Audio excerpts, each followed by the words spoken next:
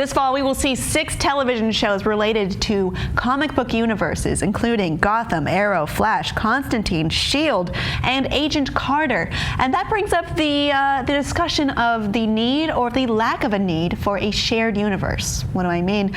Well, for example, Agents of S.H.I.E.L.D. was connected to the Marvel Cinematic Universe by means of Captain America: The Winter Soldier. Of course, the advent of Hydra in that movie, well, not the advent, the resurgence of Hydra in that movie was also something that carried over to the TV series. And Agent Carter, of course, is stemming from a character that was also part of the cinematic universe. But then when we look over to DC's offerings, though they are, on different channels, for one, we have Gotham over on Fox, Constantine on NBC.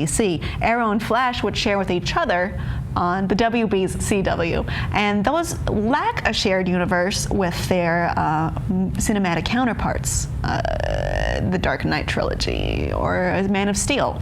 There is a disparity there. So that brings up the question, do we need to have a shared universe or not so much? What are the pros and cons? There are advantages and disadvantages either way. Okay. Kind of the argument is that if you have a shared universe, you can kind of interconnect everything. You can, when an event happens, the consequences of that event ripple throughout the entire universe that they've created, and so it affects all the different pieces of media. Dun, dun, dun. But at the same time, it restricts you in terms of having to maintain that canon instead of maybe pursuing the stories that are best for that particular show and not having to worry about how that's going to affect all the other pieces of the puzzle. Yeah, but it can be good. I mean, S.H.I.E.L.D., Agents of S.H.I.E.L.D., some people were saying or feeling that it was lagging and lacking a lot through season 1, but then it picked up when this Hydra intrigue was introduced. Which eventually wound up being a good thing, but part of it was, though, that their hands were tied throughout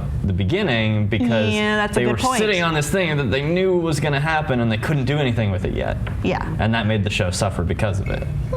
I agree. Like the shared universe thing, I feel like is sort of, you have more to work with and you have more storylines and more characters and sort of more, of an expansion, I guess, or whatever to go with. I don't know. It sounds pretty cool. It's also arguable that DC's TV universe has been overall a little bit stronger than Marvel's TV universe. Well, one, there's more shows.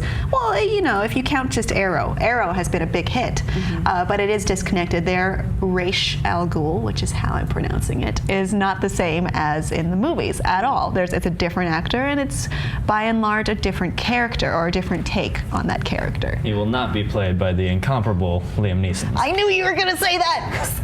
Liam Neeson's. Liam Neeson's is my shit, but I'll be interested to see what they do with the character. Yeah, well, there's different versions. I mean, even if you go over to the animated universe, it's a great version. Well, they say Ra's, and then we hear Roz in the Dark Knight trilogy. Right. So what about the fans who are, hardcore Marvel and hardcore DC? Like, are they freaking out about this? Are they no so far that? Well, it's you can just say make generalities. There's always going to be people who feel differently, right. And their own personal opinions of how something should be executed or carried over. Right. But that will go, for regardless of if you're a DC superfan or a Marvel superfan. Right. But how is this carried over in maybe other, TV and movie universes? Well, I mean, Star Wars used to have a shared universe. Which we all loved until they threw it all out the window. And then they executed that one order, and then we lost the expanded universe, and we lost a lot of the animation universe as well. And a lot of us really miss Mara, Jade, and Jaina, and Jason, and Anakin Jr. And it's just like, it can hurt. It can cut you deep. Right. So that's an example where they're not sticking with the shared universe sort of idea. The films are just the films, and everything else is everything else. But it's strange that they thought it's so important to have this shared universe that they needed to cleanse it so that it would just be this clean slate.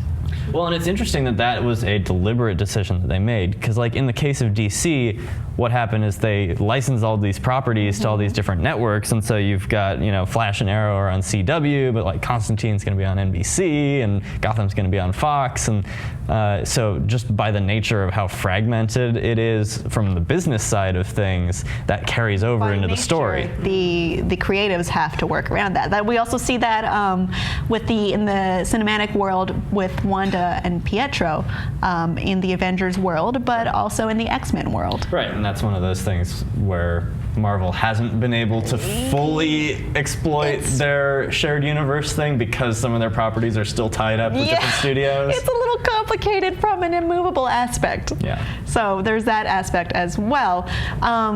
You were telling me a little bit before how you felt about the Universal Monsters series. Right, so Universal is beginning to launch a cinematic universe. I don't know that theirs is going to carry over into TV and all that sort of stuff. But Universal was actually one of the companies that kind of started doing this sort of thing first, because they had their lineup of classic monsters. You know, they had the Mummy and Frankenstein's monster and Dracula and the Wolfman, and there were actually a number of occasions in the early days of Universal where those monsters would team up or fight each other or just make cameos in each other's movies.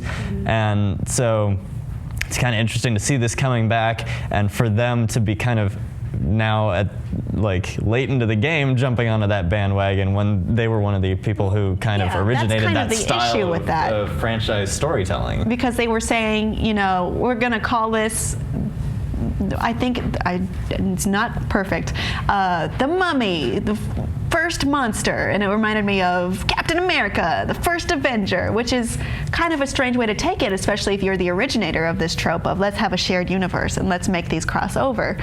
And then we also have the erasing of, I think, you know, the Mummy trilogy, you know, these Brendan Fraser movies, which seem to be a little bit disconnected from that classic Universal monster take.